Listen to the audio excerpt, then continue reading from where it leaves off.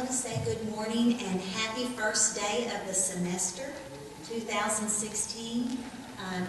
Now's the chance to start all over again. That's the wonderful thing about teaching in semesters and being students. I wanted to let you know that I am really not the speaker that was supposed to be here today.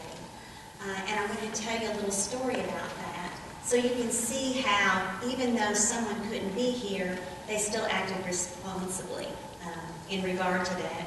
But Kat Mitchell of Baptist Health, whom I met at the DMV over the Christmas break and asked to speak here because we just got to talking and she seemed like such a professional and she was thrilled to be able to come here.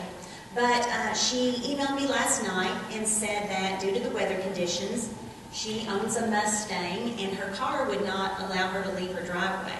And so she wanted to let me know, just in case she couldn't get out this morning, that I needed to have a backup plan. Well, I emailed her back with a great backup plan, and that was that my husband in his truck would come and pick her up this morning. But what happened was that there were many of her co-workers that were unable to be at work. She found someone that would pick her up and take her to work, and she's having to cover for those who live out of town and are unable to be there. So her job is her priority. So I just wanted you to know that Kat Mitchell's name is on your notes, and that's why I'm here today. I ended up being the backup plan myself. But I want to again thank you guys for being here today, because your presence here today with this inclement weather means that you feel attendance is important and that you made it happen this morning, even though it may not have been easy. Many of you had to make arrangements for your children. You may have had to pick ice off of your car, your windshield, to get here today. You may be the only person this morning in your home to get out of a warm bed and get dressed and come in. So thank you all for being here today. If I owned my own business, then you would be the type of person that I would hire.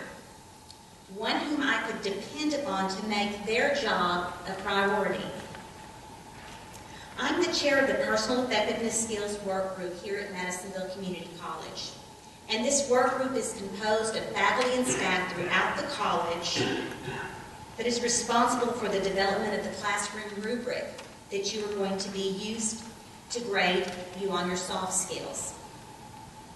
And as Mr. Davenport mentioned, soft skills are a concern for the employers of Kentucky.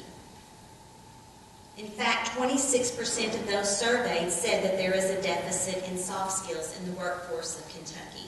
And we at MCC are here to help them with their cry for help. They are crying out for our help, and we are helping them.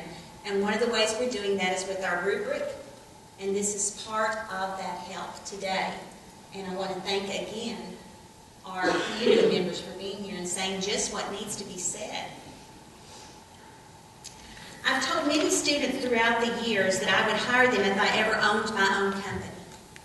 And the main characteristic that sets those particular students apart is dependability.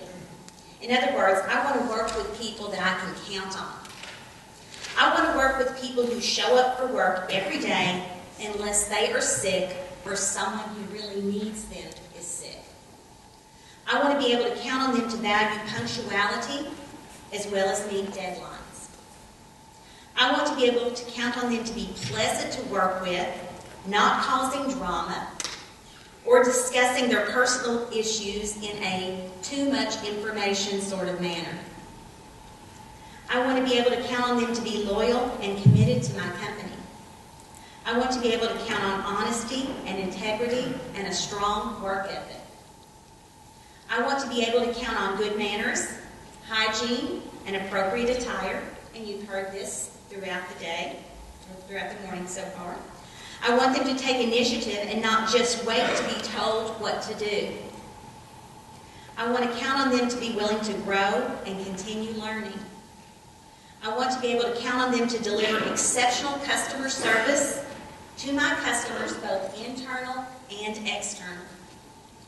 And I want to be able to count on them to devote their work day to work and not to gossip social media, personal phone calls, or online shopping?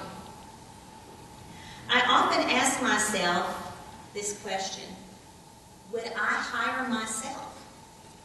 And that is a thought-provoking question that I'm going to leave you with. Would you hire you?